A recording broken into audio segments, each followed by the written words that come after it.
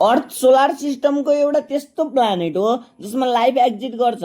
हामी पृथ्वीमा त छौँ, तर हामीलाई धेरै जानकारी छैन। म हुँ तपाईँहरूकै फ्याक्ट भाइ। आज तपाईँहरूलाई म टप 5 फ्याक्ट कुराहरू भन्न जाँदैछु। लाउनुहोस्, सुरु गरौँ। नम्बर 1, एज अफ दि अर्थ। के तपाईँहरूलाई थाहा छ धरतीको एज 4.54 बिलियन इयर्स हो, मतलब 454 करोड इयर्स। अब हजुरहरूको मनमा एउटा यस्तो क्वेसन आयो होला, अर्थको एज साइन्टिस्टले कसरी क्यालकुलेट गरे? तपाईँहरूको इन्फर्मेसनको लागि भनिदिन्छु कि यो रेडियोमेट्रिक डेटिङबाट क्यालकुलेट गरे।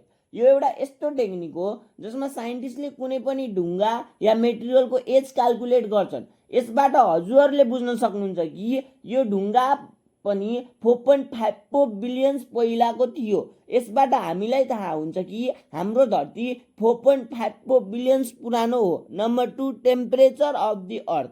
हामी सबैलाई थाहा छ कि धरतीको एभरेज टेम्परेचर -16 डिग्री सेल्सियस हो, तर अर्थमा यस्तो धेरै प्लेस छन् जहाँ टेम्परेचर धेरै फरक पर्छ।